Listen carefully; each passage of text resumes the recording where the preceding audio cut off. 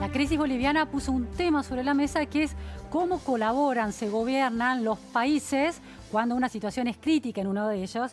Estamos con Diana Español, una especialista en Derecho Internacional. Muchísimas gracias, Diana, por estar aquí. Gracias, Luciana, por recibirme y por el espacio de reflexión. Bueno, Diana, Evo Morales fue finalmente recibido en México bajo la figura del asilo y esta famosa doctrina Estrada. ¿Qué representa la doctrina Estrada en México y en América Latina? Bueno, la doctrina Estrada es una doctrina que tuvo a su autor, Genaro Estrada, que lo desarrolló y la presentó en 1930. O sea que hay que posicionarse un poco en el contexto para entender de qué va la doctrina Estrada. En dos palabras, para empezar a entenderla, es una doctrina que promueve que un Estado no se pronuncie acerca de la legitimidad o ilegitimidad de un gobierno extranjero. Pero esto, como te decía, hay que entenderlo en el contexto. Cuando Genaro Estrada desarrolló esta política, el contexto político de México era un contexto de revoluciones y contrarrevoluciones que habían generado diversos cambios de gobierno y que tenían que ver con la conformación del Estado y la lucha por la autodeterminación de los pueblos. Esta lucha por autodeterminación de los pueblos tiene también que ver con el contexto jurídico que le da pie a esta doctrina, que tiene tres ejes centrales. El primero, la igualdad soberana y jurídica de los estados. El segundo, la no intervención en los asuntos internos. Y esta no intervención en los asuntos internos tiene todo que ver con el reconocimiento de los estados de la igualdad jurídica y soberana. ¿Y por qué el hecho de que hubiera revueltas genera este tipo de doctrina? No termino de entender Porque México a nivel interno está sufriendo estas revoluciones y contrarrevoluciones, está nombrando nuevos gobiernos y la consecuencia interna de estos nuevos gobiernos se manifiesta externamente en la política exterior a través de la necesidad de México de que otros estados reconozcan a estos nuevos gobiernos para poder desarrollar normalmente sus relaciones exteriores. Interesante. ¿Sí? Entonces México lo que dice, lo que promueve con esta doctrina es, con base en el sustento, en la autodeterminación de los pueblos. Respeten nuestra decisión. Respeten nuestra decisión, nosotros no vamos a entrometernos en los asuntos internos de otros estados. ¿Cómo entra el asilo dentro de esa doctrina? El asilo es un derecho soberano que tiene el Estado, que no tiene que ver con la doctrina, digamos que va por fuera de la doctrina, que de hecho algunos han hecho una mirada un poco confusa y han dicho el Estado de México violó la doctrina Estrada, interviniendo en los asuntos internos, reconociendo el asilo de Evo Morales. Son dos cosas que es importante separar.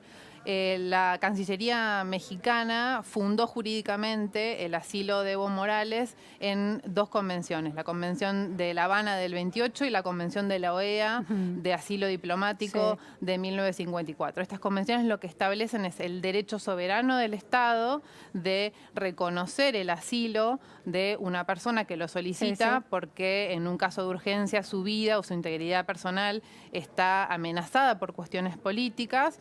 El Estado mexicano consiguió un salvoconducto para que esa persona salga del Estado boliviano con la autorización de quienes en ese momento tenían la fuerza de tomar las decisiones, que en este caso fue la Fuerza Aérea. Ahora, Diana, en relación al gobierno de la autoproclamación de la senadora Jeanine Áñez, ¿qué ha dicho México? México ha dicho que no va a pronunciarse reconociendo este gobierno porque entiende que se ha dado un golpe de Estado. ¿Y eso no es una injerencia en asuntos de otro gobierno? La revolución, los años de la década del 30 en los que estaba tan convulsionado México, ¿no pudieron haber recibido la misma respuesta de otro Estado? Bueno, México, el canciller mexicano que ha hecho una exposición acerca de este tema, lo que ha dicho es que México puede ver claramente en esta situación, en la situación de Bolivia, cómo las Fuerzas Armadas han tomado un papel que no les corresponde, solicitando la renuncia del presidente, del jefe de Estado.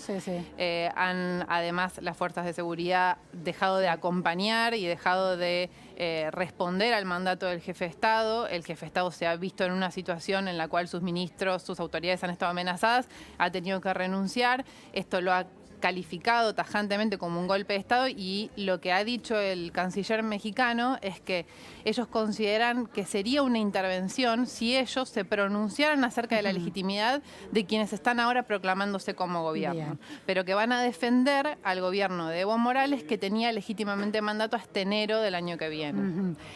Un terreno complicadísimo. La otra cuestión es la OEA y la figura del secretario general, Luis... se me fue el nombre. Sí.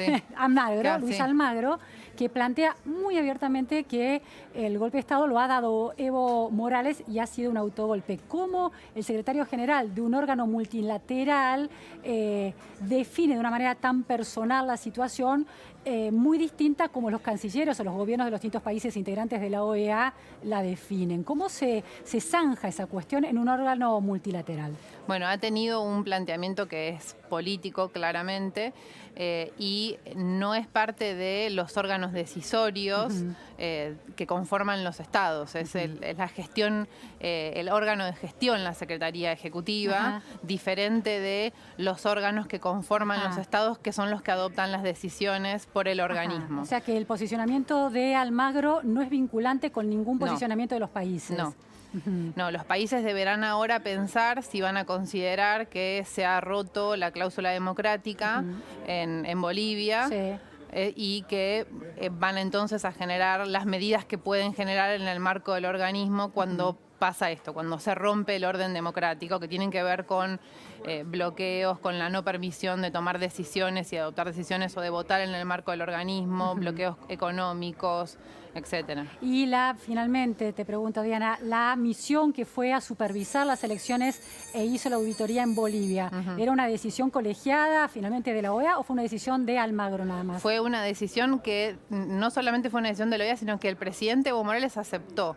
Claro. Y además aceptó que fuera vinculante el informe técnico que esa misión técnica también brindara, con lo cual es importante que se pudo recibir a esa misión técnica, que esa misión técnica pudo desarrollar el trabajo, que tenía el respaldo del presidente Evo Morales para desarrollar el trabajo y que además el presidente Evo Morales había proclamado que la decisión que tomara ese órgano técnico iba a ser vinculante porque el Estado iba a aceptarla como una decisión vinculante, no porque tuviera, no porque esa emanara de otro punto, y además cuando el informe que se presentó dijo que había que volver a hacer las elecciones, reconoció que se vuelvan a hacer las elecciones. Es decir, que más allá de si Almagro se lo cuestiona en sus definiciones, la OEA, la auditoría era de la OEA y fue aceptada por el gobierno boliviano. Exacto. Muchísimas gracias, Diana Español, por gracias estas a vos. aclaraciones importantísimas en este debate. Muchísimas gracias. Hemos llegado al final de la Repregunta Noticias a Fondo con los temas del día, los temas que importan y las entrevistas claves en profundidad.